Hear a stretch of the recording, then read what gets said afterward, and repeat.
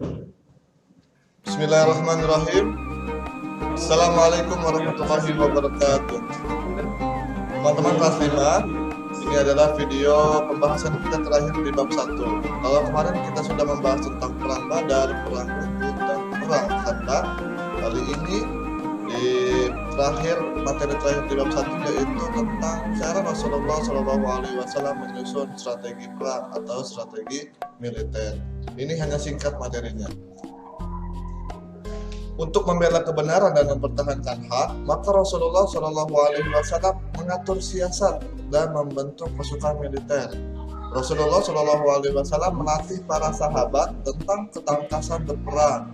Rasulullah SAW menegaskan kepada para sahabat bahwa kegiatan tersebut sebagai langkah membela agama Allah atau agama Islam dan menjadi nilai ibadah di hadapan Allah Subhanahu wa Ta'ala. Jadi pada saat zaman Rasulullah SAW dahulu, bahwa perang itu merupakan bentuk nilai ibadah di hadapan Allah Subhanahu wa Ta'ala.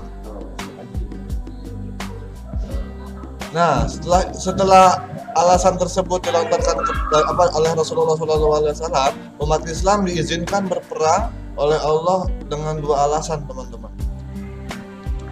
Yang pertama, untuk bertahan diri dan mempertahankan haknya. Jadi pada zaman dahulu, zaman Rasulullah SAW, mengapa umat Islam diizinkan berperang?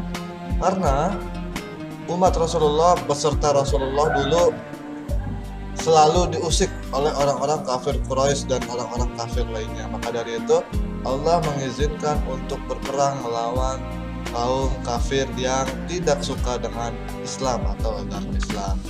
Dan alasan yang kedua yaitu untuk menjaga keselamatan dalam berdakwah dan mempertahankan diri dari orang-orang yang menghalangi dakwah.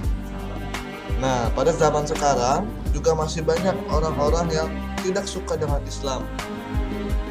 Maka dari itu kebanyakan para ulama zaman sekarang mereka juga memiliki keahlian bela diri, teman-teman. Kalau teman-teman memperhatikan, rata-rata ulama di Indonesia itu, nggak hanya di Indonesia ya, bahkan di luar negeri juga mereka mempunyai ilmu bela diri. Untuk apa? Untuk berjaga-jaga, untuk mempertahankan diri apabila suatu saat ada orang yang membencinya menyerang tiba-tiba. Nah, karena kedua alasan tersebut, terjadilah berbagai peperangan dalam sejarah Islam terdahulu.